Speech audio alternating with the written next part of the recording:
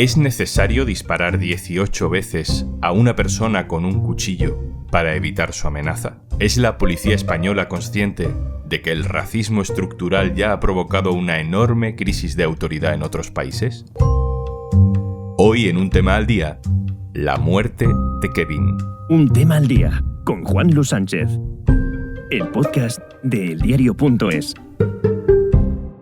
Una cosa antes de empezar. En las guerras o en las crisis económicas, Oxfam Intermón trabaja para que todas las personas tengan los mismos derechos y oportunidades.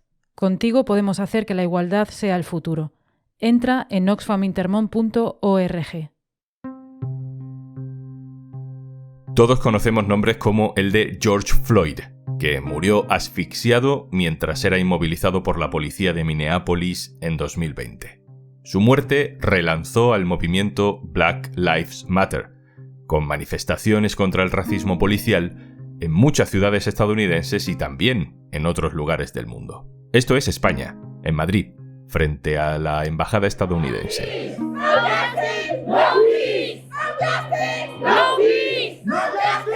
Sabemos quién era George Floyd, pero ¿sabemos quién era Kevin Brian Peralta Asencio? 3 policías españoles están siendo investigados por la muerte de este joven de 21 años en diciembre del año pasado. Kevin era español, de ascendencia dominicana, y murió en su casa de Vallecas. Vamos a conocer los detalles de este caso con mi compañero Pedro Águeda. Hola, Pedro. ¿Cómo estáis? Cuéntanos cómo empieza esta historia, cómo y por qué llega la policía a casa de Kevin. Pues es un sábado por la noche en el barrio de Palomeras, en el distrito de Villa de Vallecas, y llegan porque la madre de Kevin, en compañía de sus otros 2 hijos, uno de 25 años y otro de 9, llama a la sala del 091 porque dice que se han tenido que ir de casa porque Kevin está muy violento, dicen que tiene un cuchillo y que les está amenazando, y la policía entiende que eso es una llamada de alerta, de riesgo, y acuden allí, y ella pues les cuenta allí otra vez lo que ha pasado y les da las llaves de la casa para que entren. Ellos entienden que es una situación de riesgo que merece que cojan el escudo protector y suben hacia la casa, a un 9º piso. ¿Y entonces qué ocurre? Según la versión policial, los policías acceden con las llaves que le ha dado la madre a la vivienda y nada más entrar, pues ven a Kevin que sale de una habitación con la mirada perdida, dicen ellos textualmente, escondiendo un cuchillo en una manga de la chaqueta deportiva que llevaba, y aunque le dicen que se tranquilice y que suelte el cuchillo, pues él hace caso omiso y se dirige directamente a atacarles con el cuchillo. Los policías son en ese momento 3. Uno porta el escudo y detrás se sitúan otros 2, siempre según su relato.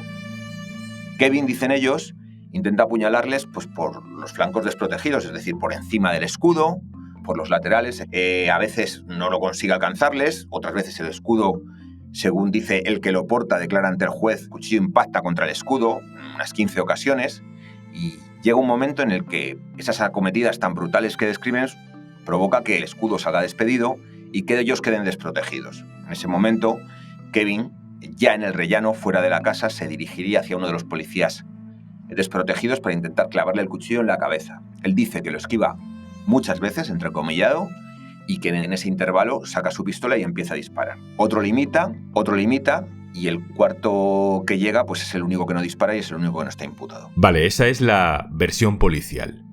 ¿Qué dice la familia o qué dicen los testigos como para que el juez haya decidido imputar a 3 agentes? Los únicos testigos y el único relato que tenemos es el de los policías y en parte el de los médicos del SAMUR, que ya se encuentran a Kevin esposado boca abajo a la espalda y tiroteado. Los policías describen la situación de mucho riesgo para su vida, que los disparos son para impedir salir heridos, y la madre pues matiza lo que puede porque en ese momento está abajo. Ella dice que pasa poquísimo tiempo entre que los policías empiezan a subir a la 9ª planta y que se oyen los disparos. Es decir, la familia cree que entraron casi disparando. Los policías suben 3 en el ascensor y como no cabían más, uno de ellos empieza a subir a pie, pero en el 3er piso coge otro ascensor. Es el 4º policía que no llega a disparar porque ya está Kevin abatido en el suelo. La madre dice que no transcurre tiempo suficiente para eso que ellos describen, por muy rápido que ellos digan que se produce. El testimonio de la madre también se completa con la descripción del arma que supuestamente portaba Kevin. ¿Por qué? El arma consta en el sumario, que es un cuchillo de 12,5 centímetros de largo, la hoja, y 2,5 centímetros de ancho en su parte más gruesa esa misma hoja. Eso es un cuchillo ligeramente superior pues, al que se utiliza en el cubierto para cortar carne. Ella describe que es un cuchillo de pelar patatas. Y le extraña que un chico pues, de 1,70, no demasiado alto, delgado, porque pesaba 70 kilos, pudiera poner en esa situación de riesgo que describen los policías pues, a primero 3 y luego 4 policías pues, armados con un chaleco antibalas, con pistolas del 9 milímetros y con un escudo que mide 100 centímetros de alto aproximadamente y unos 60 centímetros de ancho. Pedro, hay otro dato relevante. ¿Cuántos disparos efectúa la policía contra Kevin? Si sumamos el testimonio de los policías en cuanto a cuántos disparos dio cada uno, pues uno habla de 9, otro habla de 7 u 8 y otro habla de un disparo. Es decir, son unos 18 o 19 disparos, según el testimonio de los policías, en sede judicial. Según la inspección ocular de la brigada científica, lo que se encuentra son 15 vainas percutidas. Es verdad que los testimonios policiales habitualmente hablan de el efecto repetición cuando un policía dispara, cómo empiezan a disparar el resto. También hablan de que es difícil recordar con exactitud cuántas veces se aprieta el gatillo, pero estamos hablando de mínimo 15 disparos, máximo 19 disparos. 6 impactaron en el cuerpo de Kevin. Y aquí es donde tenemos que detenernos a pensar en un concepto básico para todo este debate, la proporcionalidad. Evidentemente alguien con un cuchillo es una amenaza y evidentemente hay que hacer algo para contener esa amenaza si la ejerce además contra un policía. Pero la pregunta que supongo que está en el aire es ¿hasta qué punto 18 disparos son necesarios para contener a una persona con un cuchillo? Entiendo, Pedro, que ese es el centro del debate, ¿no? Sí, yo creo que es uno de los principales debates y ocurre lo siguiente. Es verdad que los policías no disparan a órganos vitales, no disparan a la cabeza, no disparan al corazón. Kevin presenta los disparos en el abdomen y en los brazos. Es decir, en ese sentido, sí que hubieran cumplido con el lugar donde se puede apuntar a una persona que está atacando a un miembro de las fuerzas de seguridad. Es verdad que fue a poca distancia y que era difícil fallar. El asunto es que el informe forense, igual que destaca esto, que no son disparos que le alcanzan en órganos vitales, también dice que muere por la incidencia, por la acumulación de esos disparos. Es decir, que si le hubieran disparado 1 o 2 veces, no hubieran provocado su muerte y deberían haber detenido ese ataque. Los policías que declararon en sede judicial entre sus compañeros de homicidios viene a defenderse con que una persona fuera de sí con un cuchillo no se le detiene con 1 o 2 disparos y que un chaleco antibalas tampoco sirve para repeler una agresión de cuchillo. Pero como os digo, el informe forense habla de que Kevin murió porque recibió demasiados disparos, aunque fueran en órganos no vitales. Pedro Agueda, compañero, muchas gracias. Gracias a vosotros, como siempre. Queda por delante en este caso de Kevin toda una investigación judicial. No se trata de juzgar aquí la actuación policial, pero sí nos queremos preguntar si no ha tenido este caso concreto poca repercusión, si no habría tenido más titulares si hubiera sucedido en Estados Unidos. Youssef Ouled, hola. Hola. Youssef es periodista, investigador sobre racismo, trabaja para la ONG Rights International Spain. Youssef, ¿por qué crees que en España no se habla tanto del caso Kevin? ¿Por qué no tiene relevancia pública como sí tienen este tipo de casos en otros países? Creo que para la sociedad española asumir el racismo que hay en otros países, se habla sobre todo de Estados Unidos, resulta muchísimo más fácil que asumir que en el Estado español existe un racismo tan brutal y tan mortal como lo es el estadounidense, ¿no? Creo que cada vez pasa menos desapercibido este tipo de casos y eso se debe en cierta medida gracias a una masa antirracista que cada vez está mejor y más organizada y que genera esa conciencia a nivel social. Si bien es verdad que en general, cuando hablamos de empatía hacia las personas racializadas, pues esta deja mucho que desear, ¿no? Pues por ejemplo, cuando hablamos de las personas que mueren a consecuencia de las políticas e instituciones del Estado, esta empatía es muy limitada y tiene que ver con que la solidaridad y la empatía también se construyen y se aprenden, nos enseñan, tanto a nivel educativo, mediático, cultural, etcétera, que hay vidas que valen menos y ahí la normalización juega un papel fundamental, ¿no? Ese es un gran éxito del racismo. Déjame, Youssef, que pare un segundo para recordar un caso que pude investigar yo mismo, un caso clarísimo en el que ser negro y ser pobre creo que determinaron la suerte del protagonista de esta historia. Ocurrió en Lavapiés, octubre de 2018.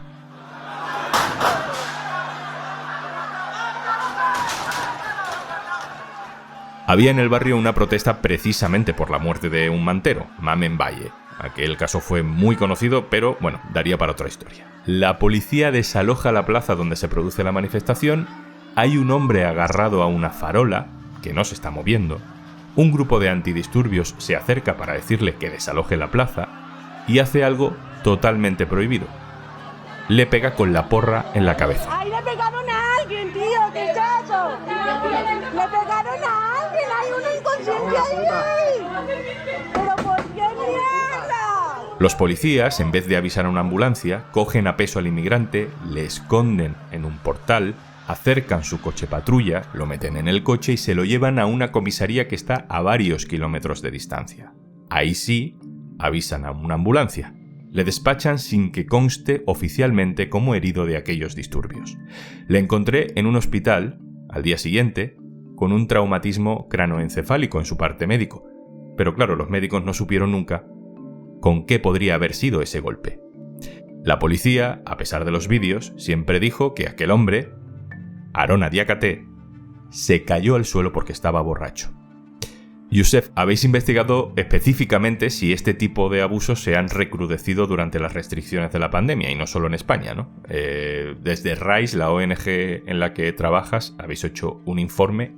¿Qué conclusiones tenéis? Las conclusiones de este informe y otros similares, desarrollados por diferentes expertos en diferentes países, fueron enviados al grupo de trabajo de expertos sobre los afrodescendientes de Naciones Unidas, que hizo público ese mismo año, en 2020, los resultados donde se recogían esos hallazgos de los expertos de la ONU sobre violencia policial durante la pandemia, sobre la falta de datos desglosados por raza y etnia y sobre las condiciones, y cito literalmente, inhumanas de retención de las personas migrantes, ¿no? Y destacaba dos cuestiones fundamentales este informe.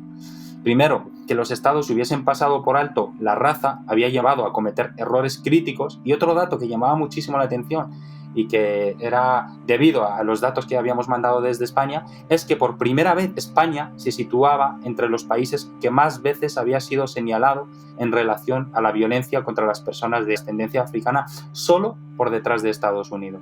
Youssef Ouled, un abrazo. Muchas gracias. Muchísimas gracias.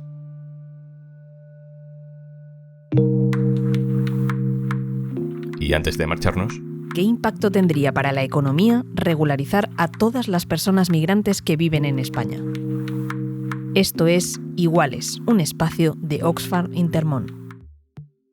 Un estudio de la Universidad Carlos III y la Fundación Por Causa estima que hay unas 500.000 personas migrantes en situación irregular en nuestro país. Las encontramos en la hostelería, construcción o labores de hogar y cuidados. Trabajan, nos cuidan, pero no tienen papeles que les permitan ser legales.